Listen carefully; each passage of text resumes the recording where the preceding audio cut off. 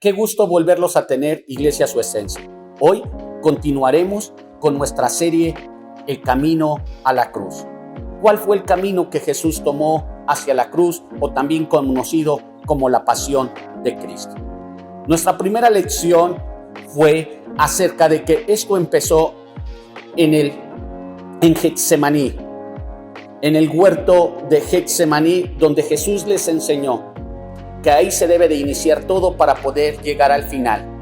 Y aquí fue donde les enseña el valor de velar y orar. Pero también aconteció en el Getsemaní, donde él dijo que alguien lo iba a traicionar. Y también dijo que lo iban a abandonar. Y también el arresto de Jesús. La semana pasada hablamos acerca de que después del Getsemaní se tenía que llevar al templo. Según lo que nosotros leímos, o según lo que las escrituras dicen, no fue llevado al templo, sino a la casa de los líderes religiosos. Se le entabló un juicio a Jesús, que por lo menos se violaron 70 leyes.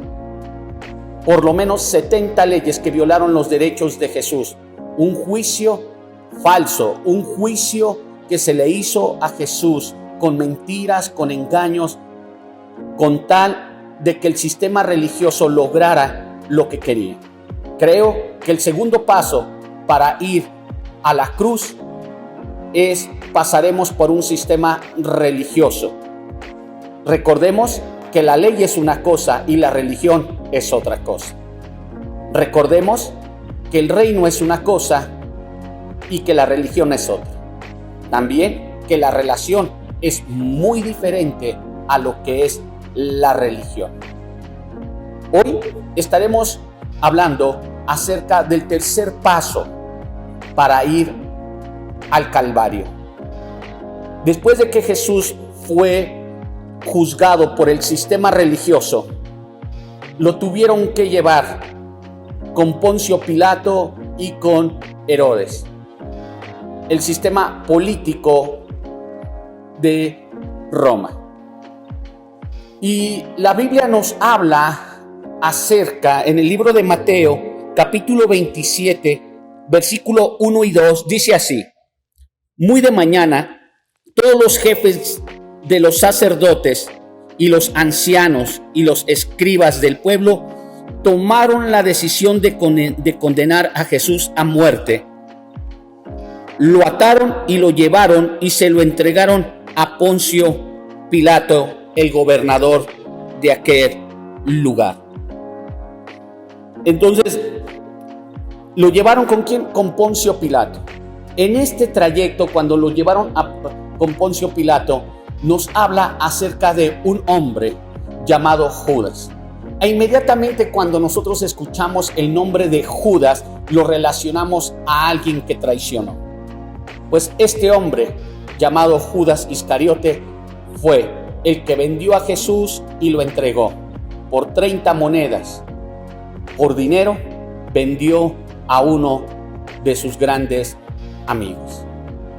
En este capítulo 27 nos habla qué aconteció con la vida de Judas. Cuando Judas vio que a Jesús lo condenaron a muerte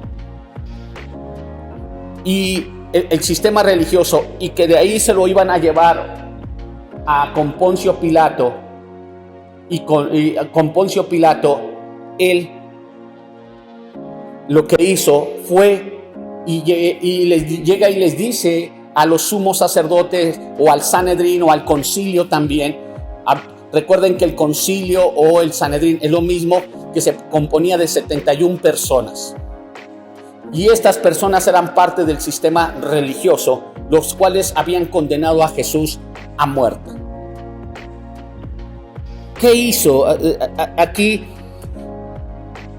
¿Qué hizo Judas?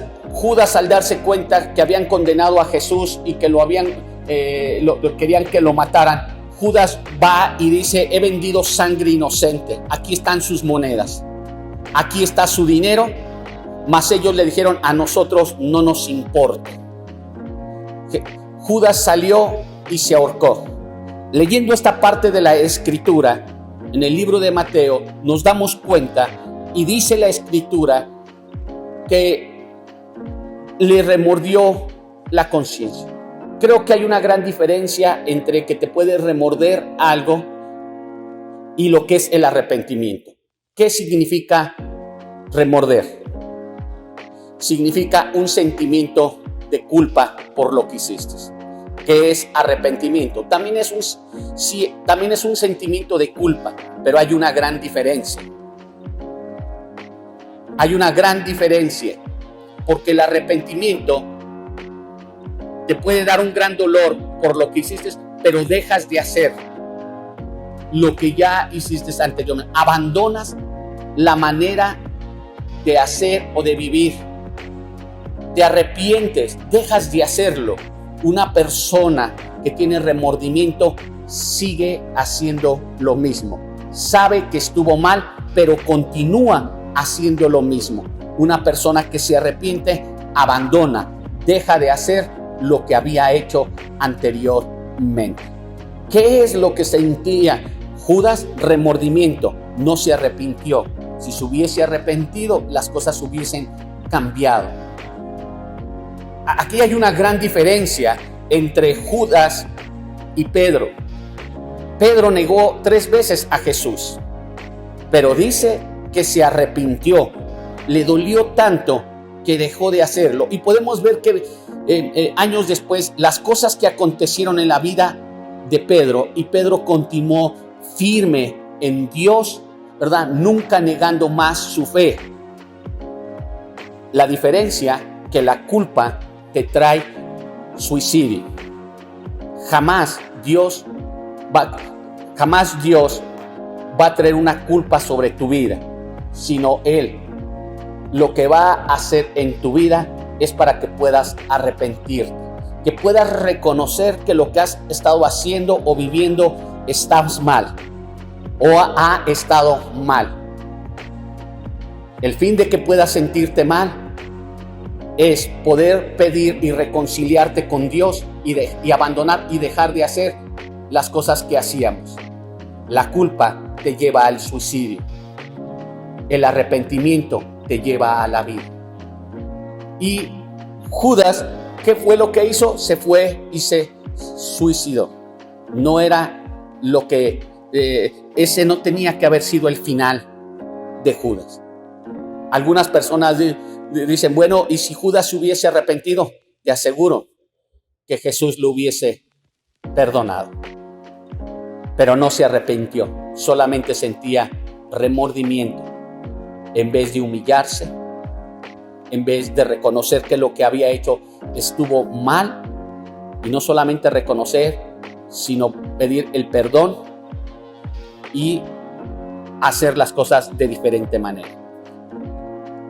Después de que Judas nos data el libro de Mateo que se suicidó, sabemos que a Jesús, según Mateo, fue llevado ante Poncio Pilato para que lo pudieran enjuiciar a Jesús. Todo juicio llevaba 3 cosas elementales. Número 1, de qué lo acusaban. Número 2, tenía que haber un interrogatorio. Y número 3, el veredicto. Y veremos este proceso que a Jesús se le hizo. Jesús, o el sistema religioso, dice, según Mateo, fue presentado Jesús y ellos acusaron a Jesús de 3 cosas, por lo menos de 3 cosas, según el libro de Mateo, y también algunos de estos datos nos los relatan los 4 evangelios. Y una de las cosas por lo que ellos acusaban a Jesús fue, y le dijeron a Poncio Pilato, es un hombre que se ha levantado contra el reino, contra el imperio, es un insurrecto. Número 2, dice que no tenemos que pagar tributo. Eso fue lo que ellos decían. Y número 3, dice ser el rey. Estas 3 cosas fueron grandes mentiras. Ni se había levantado contra el imperio, no se había levantado y estaba ni levantando a toda la gente para que se levantara en guerra. Número 2, a Jesús le hicieron una pregunta de si tenían que pagar impuestos o no. Y Jesús dijo: dad a César lo que es del César y a Dios lo que es de Dios. Y también lo acusan a él y diciendo: él dice ser rey de los judíos. Y también la Biblia nos habla que lo acusaban de otras cosas, pero por lo menos estas tres cosas nos lo habla muy claramente. Cuando Pilato escucha esto, le hace varias preguntas a Jesús, lo empieza a interrogar. Y cuando lo empieza a interrogar a Jesús, le dice a él: ¿estás escuchando lo que están diciendo de ti? Y dice que Jesús callaba, porque yo creo que cualquiera, cuando alguien te levanta falsos y dice mentiras o te están acusando de algo, inmediatamente te defenderías. Pero Jesús se callaba, no decía nada.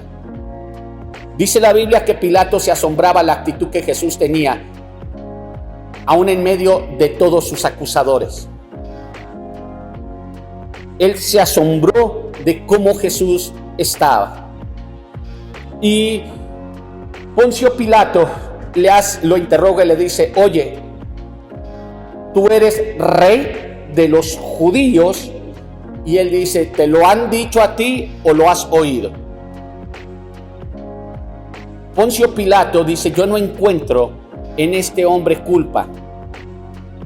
No encuentro por qué ustedes quieren matarle. Lo encuentra inocente. Pero el sistema religioso era tan fuerte que podía hacer que la gente se pudiese levantar. Y para no tener este problema, Poncio Pilato, que la gente se le levantara y empezara a hacer algún problema en aquel lugar, ellos mencionan y dicen: este hombre es Galileo. Y cuando él dice: es Galileo, entonces llevémoslos con Herodes, ya que él es el rey. Y que entonces lo llevan ante Herodes. Cuando lo llevan ante Herodes, la Biblia nos habla en el libro de Lucas que Herodes lo quería conocer. Este Herodes era aquel que su padre mandó a matar a todos los niños cuando le dijeron que había nacido el rey de los judíos. Su padre de este hombre había hecho una matazón de niños. Ahora quien estaba como rey era su hijo, y su hijo fue aquel que le quitó la cabeza a Juan el Bautista. Por lo visto, Herodes sabía de Jesús y él quería conocerlo, pero quería conocerlo porque quería ver uno de los grandes milagros que decían que Jesús hacía. La Biblia dice que Jesús no hizo un milagro enfrente de él. ¿Y por qué debería de haberlo hecho Jesús? ¿Para poder salvar su vida? Herodes quería conocerlo a él. ¿Cuánta gente dice o quiere conocer a Jesús, pero no para estar con él y vivir con él, sino para que solamente pueda hacerle un milagro, solamente para ver las cosas, no porque verdaderamente le interese él? ¿Cuánta gente solamente quiere conocer a Jesús, pero para que le haga un milagro, pero sin querer nada de él? Jesús no es ningún payaso, no iba a hacer actuaciones de circo para que Herodes estuviese contento. ¿Y qué hizo Herodes al ver que Jesús no hacía milagros? La Biblia dice, según el libro de Lucas, capítulo 23, dice que lo empezó a menospreciar y también se empezó a burlar. Y la gente que estaba con él, los soldados, la gente con él, empezó a burlarse y a pegarle a Jesús. Para burlarse de él, se quitó el manto real Herodes y se lo puso. Los soldados también, en manera de burlarse de él, hicieron una corona de espinas. Se cree que las espinas medían 1 pulgada y se la pusieron en su cabeza, pero una señal de burla. Y le dieron un bastón o una vara, como diciendo: mira, este es el rey de los judíos. Y se burlaban de él, se mofaban de él. Y te habla acerca de que azotaron a Jesús. La manera que hizo Herodes fue, aparte de burlarse, aparte de menospreciarlo, aparte de golpearlo, lo mandaron a azotar. Y lo encontró inocente. No le encontró culpa a Jesús. E inmediatamente lo mandó también nuevamente con Pilato. Pero la Biblia dice en Lucas capítulo 23 que entre Pilato y Herodes no se llevaban bien. Pero a través de que Pilato le envió a Jesús, dice que ellos hicieron una gran amistad. ¿Qué quiero decirte con esto? Que Jesús puede hacer que vuelvas a tener amistad con aquellos que no te llevas bien. También, cuando es llevado ante Pilato, nuevamente el sistema religioso se le acerca a Pilato y lo sigue acusando. Y Pilato dice: ni Herodes lo encontró culpable, por eso no lo regresó, si no se hubiera quedado con él. Ni yo lo encuentro culpable. Segunda vez que Pilato habla de inocencia. Pero la Biblia nos habla de que el sistema religioso empezó a provocar que el pueblo empezara a gritar. Y Pilato lo que quería, no quería que Jesús lo mataran, porque Jesús se dio cuenta que el sistema religioso lo estaba entregando y pedía la muerte de Jesús por envidia. ¿Qué es envidia? Es un sentimiento que tienes de enojo y coraje por lo que tienen los demás y tú no lo tienes. Pilato lo que quería es decir: bueno, ya estuvo, ¿verdad? Ya lo golpearon, ya lo azotaron, ya es momento de soltarlo. Y ellos empezaron a gritar que no. En esos tiempos, en el tiempo de la Pascua, se soltaba a una persona. Había un hombre llamado Barrabás, un hombre el cual era un hombre que era un insurrecto, era un hombre que había matado y era un hombre que asaltaba.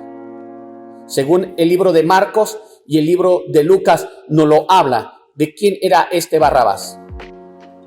Y Pilato, por querer librar a Jesús, les dice: bueno, les voy, ¿a quién escogen ustedes? ¿A Jesús o a Barrabás? Él dijo: yo creo que esto puede ser una de las maneras para no matar a Jesús. Y ellos empezaron: suelta a Barrabás. Suelta a Barrabás. Un delincuente, un hombre que asaltaba. Prefirieron a alguien así que en vez de Jesús. Prefirieron la muerte de un hombre inocente a un hombre culpable. ¿Y qué fue lo más que se hizo? Dice que todavía la mujer de Poncio Pilato se le acerca a Pilato y le dice: oye, tú no te entremetas en este juicio. Este hombre es inocente. Número 3, se tiene que pasar por el sistema de este mundo, que aunque a veces el mundo pueda darse cuenta, todas las cosas que se han levantado son falsas y te puedan ver inocente, pero con el fin de no tener problemas, con el fin de que no se les vaya a levantar la gente, con el fin de qué van a decir los religiosos, con el fin de no perder el poder. Pueden ser entregados gente inocente. Hay muchas leyes que hoy se han impuesto, que aunque no están muy de acuerdo ellos, pero como el sistema religioso lo está pidiendo y tiene una fuerza brutal, aún ellos están dispuestos por el poder. Entonces, nos habla que hay que pasar por un Getsemaní, por un momento doloroso, pero nos enseña que debemos de orar, de estar alertas, que van a haber traiciones, que nos va a abandonar gente, que nos van a negar, que pasaremos por muchos falsos y se romperán leyes de la Biblia para que el sistema religioso quiera impedir que nosotros lleguemos a la cruz. Pero también lo que el Imperio Romano o las leyes del mundo.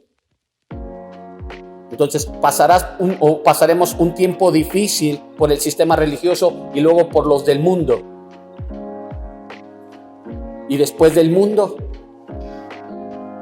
tenemos que ser llevados a la cruz. Seremos entregados para ser llevados a la cruz.